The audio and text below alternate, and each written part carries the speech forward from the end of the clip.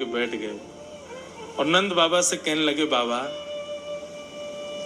100 वर्ष से अधिक है गए, लाला परसों आऊंगो ऐसो कह के गयो, मैं परसों आ जाऊंगो, लेकिन जी बैरनी परसों तो कभी आवे ही ना है ना, हर दिन आई होवे परसों परसों परसों, प्रतीक्षा करें कल के बाद कल आवेगी, लेकिन कल भी ना आवे तो कल ना आवे तो परसों कैसे आ जाएगी। बरसों बीत गए, 100 वर्ष है गए। हे नंद बाबा आप अनुग्रह करो, कृपा करो, हम ब्रजवासिन को लेकर के कुरुक्षेत्र चलो, कोई यज्ञ अनुष्ठान स्नान जब तब हमें कछु ना करनो भैया, या सूर्य ग्रहण के समय पर हमारो एक ही मनोरथ पूर्ण है जाए, श्याम सुंदर नेत्रन को दिख जाए। बाबा कन्हैया की मधुर स्मृतिन ते 100 वर्ष तक तो हम जीवित रह लिए, लेकिन अब आगामी समय तक यदि जीवित रहनो है तो एक दर्शन की अभिलाषा तो है, और कृष्ण दर्शन लालसा, ठाकुर जी के दर्शन की लालसा में सब ब्रजवासियों ने तैयारी प्रारंभ कर दी। बैलगाड़ियों में अपने अपने सामान रखे, खूब सुंदर, कोई बाल्यकाल के ठाकुर जी की सब सामग्री जिन्होंने सजा के रखी सब लेकर के जा रहे हैं, कन्हैया को दिखाएंगे, अरे लाला तू हमारे संग खेलो करतो, तब या रस्सी से हम खेलो करते, या झूला पे हम झूलो करते, ऐसो क्यों करते, ये क्यों करते। कोई गोपी ठाकुर जी की मधुर प्रिय वस्तुएं बना के ले जा रही है, बोले कृष्ण को अपने हाथन से खवाऊंगी, वागू पतो ना याद भी होगी कि नहीं, या कारण या तरीका ते सब ब्रजवासी तैयारी कर रहे हैं ठाकुर जी से मिलने की। इसी बीच श्री जी के सामने भी प्रस्ताव रखा गया कि आप भी चलें, और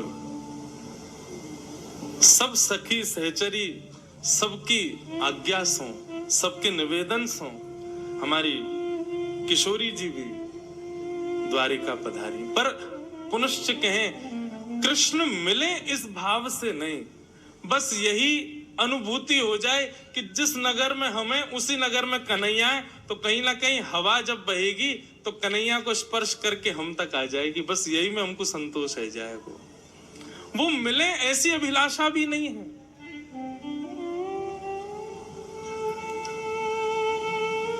सब ब्रजवासी पहुंचे और कुरुक्षेत्र में जाकर के जैसे ही देखा, महाराज बड़े बड़े महल खड़े हैं, बड़ी बड़ी अटारियां, ऐसे तो शिविर लगे थे कि महल जैसे शिविर दिख रहे थे, और सब जगह भीड़ लगी है। केवल किसकी, बोले द्वारिकाधीश पधारे, उनके दर्शन की भीड़ लगी है। यशोदा मैया नंद बाबा एक दूसरे के हाथ पकड़ करके और छड़ी हाथ में लेकर के घूमते हुए जा रहे हैं। यशोदा मैया बोली, आपने मोसो कही कि वहां तो लाला आवेगो, लाला मिलेगो, यहाँ तो कोई सुध ही नहीं पड़ रही, लाला कहाँ है। बोले आप चिंता क्यों कर रही हो, अभी मिलेंगे ना लाला से, अभी पूछूं कहाँ है ठाकुर जी। अब तो नंद बाबा भोरे भारे ब्रजवासी वहां जाकर के लोगन से कहें, भैया कन्हैया कहाँ है। द्वारिका के लोग बोले, कौन कन्हैया। अरे कन्हैया श्री कृष्ण। अरे अरे भैया ऐसे कन्हैया कन्हैया क्यों बोल रहे हो, जगत प्रतिपालक राजाधिराज देवकी नंदन वसुदेव नंदन ब्रज उर चंदन श्री कृष्ण चंद्र जी महाराज, सम्मान से नाम लीजिए उनका, राजाधिराज हैं। नंद बाबा कहने लगे, हाँ भैया अब इतना लंबो तो याद होएगा ना हमें, तो अब कृष्ण ही, श्री कृष्ण कहाँ है, द्वारिकाधीश श्री कृष्ण कहाँ है। बोले सामने वो जो पूरी लंबी कतार खड़ी है ना दर्शनार्थियों की, वो सब उन्हीं के दर्शन करने जा रहे हैं। सूर्य ग्रहण का समय है, पूरे विश्व भर के भारतवर्ष के ऋषिगण आए हैं, ठाकुर जी का तुलसी अर्चन चल रहा है, ठाकुर जी का सहस्त्रार्चन चल रहा है, भीतर भगवान के पुष्पार्चन चल रहे हैं। यशोदा मैया नंद बाबा तुलसी अर्चन पुष्पार्चन सहस्त्रार्चन समझ ही नहीं पा रहे, ये होवे का है भैया। बोले अच्छा। भीड़ लगी है चारों तरफ ठाकुर जी के दर्शन की, और वही भीड़ में श्री नंद यशोदा पहुंचे।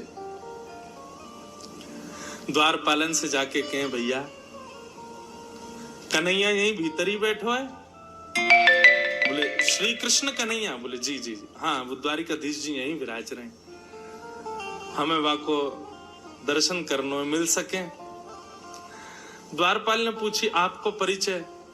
बोले भैया हम ब्रज से पधारे हैं, हम नंद बाबा हैं जी, यशोदा मैया है। 11 वर्ष 56 दिन ठाकुर जी हमारे पास ही रहे ब्रज में, बहुत दिन है गए, 100 वर्ष है गए, तो आज उनके दर्शन करवे आए। जैसे सुने नंद यशोदा, द्वारपाल के नेत्र सजल हो गए, दंडवत हो गए चरणों में। बोले भगवान आप श्री नंद बाबा हैं, आप श्री यशोदा मैया हैं? बोले जी। बोले भगवान